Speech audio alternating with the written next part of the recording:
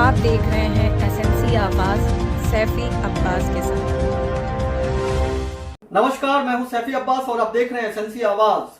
ऊर्जांचल क्षेत्र के कोल खदानों में जो ट्रक चलते थे उन ट्रकों के चक्कों को रोक दिया गया है। ट्रक एसोसिएशन ने हड़ताल का आह्वान किया और देखते ही देखते ट्रक ऑनर्स ने 5000 से ज्यादा ट्रकों के चक्कों को रोक दिया। उन्होंने कहा कि 2013 से जो ढुलाई का रेट है वही रेट मिल रहा है, जबकि रेट काफी कम है और डीजल का रेट लगातार बढ़ रहा है। और एक बार फिर ट्रक ऑनर्स और एनसीएल आमने सामने आ गए हैं। उन्होंने ये आरोप लगाया है कि लगातार एनसीएल से बताया गया कि जो ढुलाई का रेट है वो काफी कम है और डीजल का रेट लगातार बढ़ रहा है, लेकिन एनसीएल ने इसे गंभीरता से नहीं लिया, जिससे इस तरह का कदम उठाना पड़ा है। इस पर ऊर्जांचल ट्रक एसोसिएशन के पदाधिकारियों ने भी बताया कि इस तरह से ट्रकों के रुक जाने से जो ढुलाई प्रभावित हुई है उससे एनसीएल को करोड़ों का नुकसान भी हुआ है। अगर स्थितियां बेहतर नहीं होती है तो अनिश्चितकालीन हड़ताल पर चले गए हैं और अब ट्रकों के चक्के तभी चलेंगे जब हमारी मांगे पूरी होंगी, क्योंकि जिस तरह से लगातार डीजल का रेट बढ़ रहा है लेकिन ढुलाई का रेट एनसीएल बढ़ाने को तैयार नहीं है। ऐसे में मजबूर होकर ट्रकों के चक्कों को रोकने के अलावा दूसरा क्या चारा था।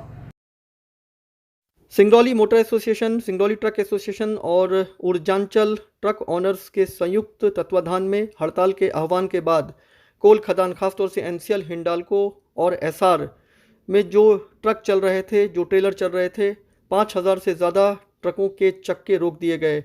जो एसोसिएशन है इन्होंने आरोप लगाया है कि 2013 से जो ढुलाई का रेट है वो वही है, जबकि डीजल का रेट लगातार बढ़ रहा है। और कई बार जो कोल खदान से जुड़े हुए लोग हैं उनसे बताया गया कि रेट को बढ़ाया जाए, लेकिन वो इसे मानने को तैयार नहीं थे। ऐसे में मजबूर होकर इस तरह का कदम उठाना पड़ा है और ये अनिश्चितकालीन हड़ताल है। जब तक स्थितियां ठीक नहीं होंगी, जब तक मांगे नहीं मानी जाएंगी, तब तक वो इसी तरह से हड़ताल करेंगे, चाहे परिवार प्रभावित हो, चाहे स्थितियां जैसे भी हो। लेकिन इस बार आर पार की लड़ाई है और रेट अगर नहीं बढ़ता है तो किसी भी स्थिति में ये ट्रक नहीं चल पाएंगे, ये ट्रेलर नहीं चल पाएंगे। जो संयुक्त एसोसिएशन है उनसे जुड़े हुए लोगों से भी हमने बात किया और उन्होंने कहा जिस तरह से लगातार डीजल का रेट बढ़ रहा है लेकिन ढुलाई का रेट 2013 के बाद एक बार भी नहीं बढ़ाया गया है। इससे जो ट्रक मालिक हैं उन्हें इस तरह से हड़ताल करने के लिए वो बाध्य हो गए हैं और लगभग 5000 ट्रकों के चालकों के आगे रोजी रोटी का संकट तो आ गया है। लेकिन उन्होंने कहा है कि जब तक उनकी मांगे नहीं मानी जाएगी अनिश्चितकालीन हड़ताल चलता रहेगा और ट्रकों के चक्के इसी तरह से रुके रहेंगे। चूँकि यहाँ सब मोटर मालिक बैठे हुए हैं और मोटर उद्योग से जुड़े हुए हैं, हमारी मांग है डीजलों के दाम के बढ़ोतरी के साथ साथ हमारे भाड़े की बढ़ोतरी। हम चाहते हैं कि जैसे डीजल के दाम बढ़ते हैं हमारे भाड़े भी बढ़ें, क्योंकि अभी जो भाड़ा चल रहा है वो 2013 का जो भाड़ा था वो आज 2021 आ गए, वैसे ही के वैसे ही पड़े हुए हैं। हमारी सिर्फ और सिर्फ एक मांग है भाड़ा बढ़ाने की। जो इस क्षेत्र में ट्रांसपोर्टिंग चल रही है लोकल और बाहर की, जो भी ई ऑक्शन के द्वारा और रोड सेल के द्वारा कोयला निकाला जाता है एनसीएल से, उनके भाड़े के बढ़ोतरी की डिमांड हमारी है। 10 साल पहले जो भाड़ा तय हुआ था, आज डीजल का रेट इतना बढ़ गया है, उसके बावजूद भाड़ा वही है। सिर्फ हमारी एक सूत्री मांग है भाड़े को बढ़ाने की। इसमें इस हड़ताल से एनसीएल को कितने का नुकसान?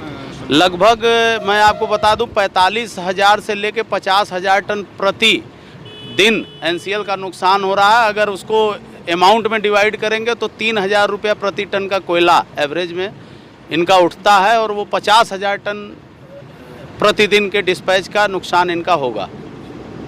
क्या माना जाए ये हड़ताल कब तक चलेगी? यह हड़ताल जब तक हमारी सभी डिमांड पूरी नहीं हो जाती है, क्रमबद्ध तरीके से लोकल ट्रांसपोर्टिंग के लगभग हमारे 20-22 पॉइंट हैं, उनका भाड़ा और सबसे मुख्य रूप से यहाँ एसआर और हिंडाल्को जो प्लांट हमारे सर पर चलता है, अपनी चिमनियों से धुआं उड़ाता है और कहीं ना कहीं हमारे बच्चे और हमारा परिवार उससे प्रभावित होता है, उनसे हमारी सर्वप्रथम डिमांड है कि वह उचित भाड़ा देकर हमको संतुष्ट करें। एनसीएल के कोल खदानों में 5000 से ज्यादा ट्रक लगातार ढुलाई के काम में लगे हुए हैं और ये कोई पहला मौका नहीं है।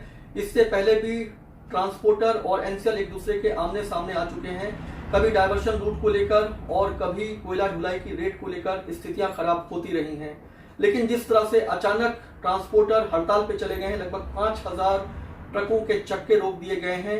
उनका ये कहना है कि 2013 से ही उन्हें ढुलाई का रेट मिल रहा है जो काफी कम है और डीजल का रेट लगातार बढ़ रहा है और एनसीएल की मनमानी की वजह से स्थितियां खराब हो रही हैं। हालांकि एनसीएल को भी करोड़ों का नुकसान हो रहा है और जब तक कुछ बेहतर स्थिति नहीं होगी और जब तक मांगे नहीं मानी जाएंगी, ये ट्रक के चक्के इसी तरह से रुके रहेंगे। खबरों के लिए एसएनसी आवाज देखते रहिए। एसएनसी आवाज के साथ सैफी अब्बास। आप देख रहे हैं एसएनसी आवाज सैफी अब्बास के साथ।